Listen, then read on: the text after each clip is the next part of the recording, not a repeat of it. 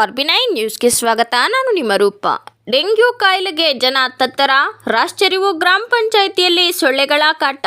ಆಸ್ಪತ್ರೆಯತ್ತ ಮುಖ ಮಾಡಿದ ಜನರು. ಗಬ್ಬು ನಾರುತ್ತಿರುವ ಚರಂಡಿ. ಚೇಳೂರು ತಾಲೂಕಿನ ರಾಷ್ಟ್ರೀಯ ಗ್ರಾಮ ಪಂಚಾಯಿತಿ ವ್ಯಾಪ್ತಿಯ ಕುರುಬವಾಂಡ್ಲಪಲ್ಲಿ ಗ್ರಾಮದಲ್ಲಿ ಕೆಲವೆಡೆ ಚರಂಡಿಗಳಲ್ಲಿ ಹೂಳು ತುಂಬಿಕೊಂಡು ನೀರು ಸರಾಗವಾಗಿ ಸಾಗದೆ ನಿಂತಲ್ಲಿಯೇ ನಿಂತು ತ್ಯಾಜ್ಯವೆಲ್ಲ ಕೊಳೆತ ಸೊಳ್ಳೆಗಳು ಉತ್ಪತ್ತಿಯಾಗಿ ಡೆಂಗು, ಮಲೇರಿಯಾ ಹೀಗೆ ನಾನಾ ಕಾಯಿಲೆಗಳಿಗೆ ಗ್ರಾಮಸ್ಥರು ಜನ ಬಳಲುವಂತಾಗಿದೆ. ಕುರುಬವಾಂಡ್ಲಪಲ್ಲಿ ಗ್ರಾಮದಲ್ಲಿ ಮೂಗು ಮುಚ್ಚಿಕೊಂಡು ಹೋಗಬೇಕಾದ ಅನಿವಾರ್ಯತೆ ಉಂಟಾಗಿದೆ. ಚರಂಡಿಗಳಲ್ಲಿ ತ್ಯಾಜ್ಯ ವಸ್ತುಗಳ ಜೊತೆಯಲ್ಲಿ ಬೇಡವಾದ ಕವರ್ಗಳ ರಾಶಿಯೇ ಇದ್ದು ಕೊಳಕು ನೀರನ್ನು ಮುಂದೆ ಸಾಗಲು ಬಿಡುತ್ತಿಲ್ಲ. ಇದರಿಂದ ಈ ಜಾಗದಲ್ಲಿ ಕೆಟ್ಟ ವಾಸನೆ ಬೀರುತ್ತಿದೆ.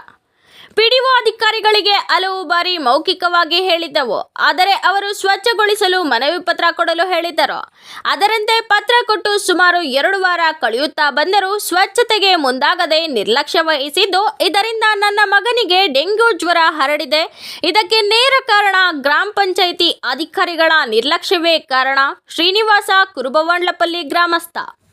ಕಾಲಕಾಲಕ್ಕೆ ಚರಂಡಿಗಳನ್ನು ಸ್ವಚ್ಛಗೊಳಿಸದ ಕಾರಣ ಜನರು ಆಸ್ಪತ್ರೆಗಳಿಗೆ ಸಾಲ ಮಾಡಿ ಅಲೆಯುವಂತಾಗದ. ಆದಷ್ಟು ಬೇಗ ಎಚ್ಚೆತ್ತುಕೊಂಡು ಚರಂಡಿಗಳನ್ನು ಸ್ವಚ್ಛಗೊಳಿಸಬೇಕು. ಕಾಲುವೆಯಲ್ಲಿ ನಿಂತಿರುವ ತ್ಯಾಜ್ಯ ನೀರು ಮುಂದೆ ಸಾಗುವಂತೆ ಶೀಘ್ರವಾಗಿ ಕ್ರಮ ವಹಿಸಬೇಕು ಎಂದು ಗ್ರಾಮಸ್ಥರು ಮನವಿ ಮಾಡಿದ್ದಾರೆ. ಆರ್ಬಿನೈ ನ್ಯೂಸ್ ರಿಪೋರ್ಟರ್ ರಾಮಾಂಜನೇಯ ಎಸ್.